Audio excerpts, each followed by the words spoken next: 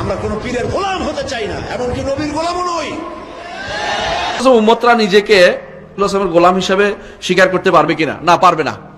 রাসূলুল্লাহ সাল্লাল্লাহু আলাইহি ওয়াসাল্লাম এই কথা বলে নাই। এটা কি নবীজির গোলামের কথা তো এখানে বলা হয় না। অবশ্যই আমরা আল্লাহর গোলামি করি, আল্লাহর সাহায্য চাই। সুতরাং নবীজির গোলামে পরিচয় দেওয়া হারাম। রাসূলুল্লাহ সাল্লাল্লাহু আলাইহি সাল্লামের গোলাম এই হিসাবে আমাদের পরিচয় নয়, আমাদের পরিচয় রাসূলের উম্মত, আমরা আল্লাহর বান্দা। কোন সাহাবী নিজের বিনয় প্রকাশ করতে গিয়ে নিজেকে রাসূলুল্লাহর গোলাম বলেছেন, এটা আমরা পাই না।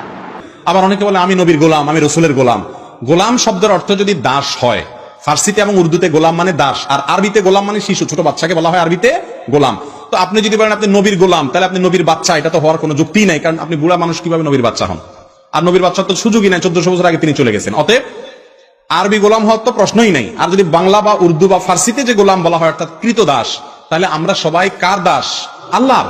রাসূলের দাস বললে সেক্ষেত্রে আপনি রাসূলকে আল্লাহর জায়গা নিয়ে গেলেন, যেটা শিরক। আমি প্রায় বলি আমি মুহাম্মদ সাল্লাল্লাহু আলাইহি সাল্লামের গোলাম। কিছু মৌলবী সাহেব কয় এটা নাকি শিরক। ওরা কি শিরক শিখছে নাকি? শিরকের সংজ্ঞা জানে নাকি?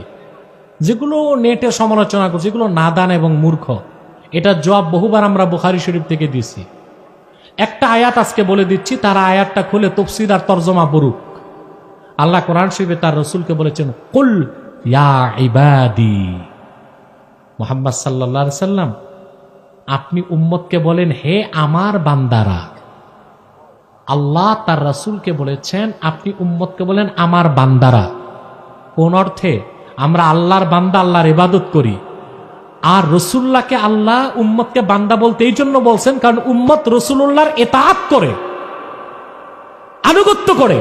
তো যেহেতু রাসূলুল্লাহর বান্দা এই শব্দটা আল্লাহ কোরআনে উল্লেখ করছেন, আমরা যদি বলি আমরা নূর নবীজি মুহাম্মদ সাল্লাল্লাহু আলাইহি ওয়াসাল্লামের গোলাম, তা তো কোনো অবস্থায় শিরক হইতে পারে না। কথা বুঝেন নাই? বুখারী শরীফের মধ্যে হাদিসও আসছে এই ব্যাপারে। আসলে ওরা ওই যে আহলে কোরআনদের মতো কিছু শব্দ পড়ে, তাফসীর আর ব্যাখ্যাতে যায় না। আচ্ছা বলেন তো ভাই, আল্লাহকে তো মাওলা বলা হয়, কি বলা হয়? আনতা মাওলানা ফানসুরনা আলাল কওমিল কাফিরিন। হে আল্লাহ, তুমি আমাদের মাওলা, তুমি আমাদের কাফিরদের উপর সাহায্য করো। তাহলে যেই মৌলবীগুলো আমারে বলে রাসূলুল্লাহর গোলাম আমি, এটা বলে শিরক হবে, তোমাদের নামে মাওলানা লেখছো কেন? তো বেটা তুমি নিজেই তো মুশরিক, তুমি নিজেই তো মুশরিক। মুশরিকের মুখে তো শিরকের বিরুদ্ধে ফতোয়া মানায় না। আল্লাহ কোন অর্থে মাওলা আর তুমি আমি কোন অর্থে মাওলানা লেখি, এটি তো বুঝো না। মাওলার অনেক অর্থ। মাওলার এক অর্থ হচ্ছে মালিক, মাওলার এক অর্থ অভিভাবক, মাওলার এক অর্থ নেতা, মাওলার আরেক অর্থ চাকর।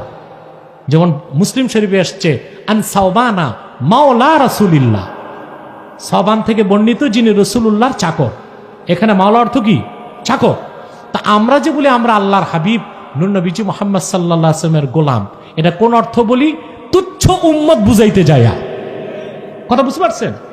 এগুলো বুঝতে হবে। আসলে এই যে মৌলবীগুলো দেখো তোমরা, এগুলো কাজের মৌলবী না।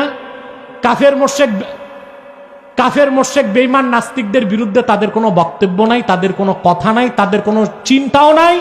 তারা আছে শুধু নিজেদের মধ্যে খোঁচাখুচি করে দূরত্ব সৃষ্টি করা,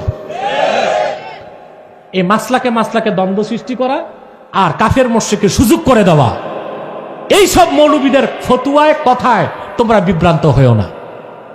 এখন সারা দেশ যেখানে এক হয়ে গেছে, আহলে কোরআন দাবিদার ইহুদিটা পরাজয়ের পর আমাদের পক্ষ নিল, হ্যাঁ, তাদের বিপক্ষ নিল। সেখানে তারা আমাদের বিরোধিতা করছে, মানি পরোক্ষভাবে তারা কাফেরেরই পক্ষ নিছে। এরা কাদের অনুসারী তাও বলি দিই। এদের আবার মনে করো না সব মাদ্রাসার আলেম। এরা হচ্ছে ওই যে নোট আছে ভোট নাই, ওগুলোকে আমি আন্ডার এস্টিমেট, এগুলোকে আমি ধরি না, গণিও না। কারণ আমি সংখ্যাধিক্যে বিশ্বাসী নই, আমি কোয়ালিটিতে বিশ্বাসী। আল্লাহ কবুল করুক, মঞ্জুর করুক, বলুন আল্লাহুম্মা আমিন। এক ভাই